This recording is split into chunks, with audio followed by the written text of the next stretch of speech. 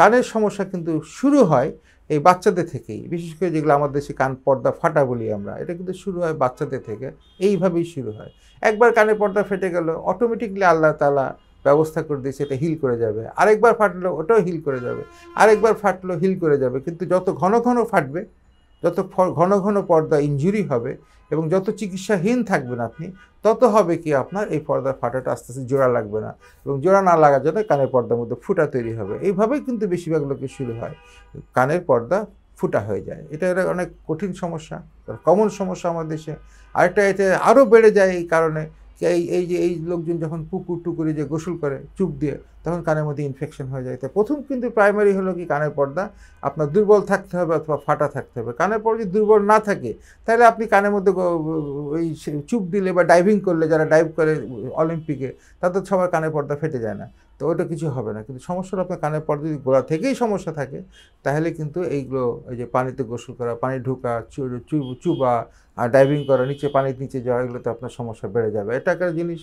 কানকে আমরা পরিষ্কার করি, কানের ভিতরে পর্দা ফেটে গেল বা কান দিয়ে পাকলো, আমরা আজে বাজে জায়গায় রাস্তাঘাটে লোকজনকে দিয়ে কান পরিষ্কার করাই, এটা একটা বাজে অভ্যাস। আমরা বুঝি না যে এটা চিকিৎসা করা দরকার। কানের মধ্যে সমানে পান দিয়ে পানি পুজ পড়তেছে, কানের ভিতরে পানি ঢুকতেছে। আরেকটা ইম্পর্টেন্ট জিনিস দেখা যায় কি, মা খুব আরাম করে কটন বাড দিয়ে কান পরিষ্কার করতেছে, বাচ্চা এসে একটা বাড়ি মেরে দিল কানের পর্দাটা ফাটিয়ে। কানের পর্দা যেগুলো কারণে ফাটে, সেগুলো কারণগুলো সবগুলোই যদি আমরা ওই সময়টা প্রপার চিকিৎসা করি, তাহলে কিন্তু এই ফাটা পর্দাটা জোড়া লেগে যাবে। যদি চিকিৎসা ঠিক মতো না করি অথবা ঘন ঘন হতে থাকে, তাহলে কিন্তু এই সমস্যাগুলো, মানে পর্দা ফাটাটা পার্মানেন্ট হয়ে যায়। কানের মধ্যে একটা অসুখ আছে যেখানে কানের অসিকল, মানে হাড়গুলো শক্ত হয়ে যায়, অটোস্ক্লেরোসিস আমরা বলি।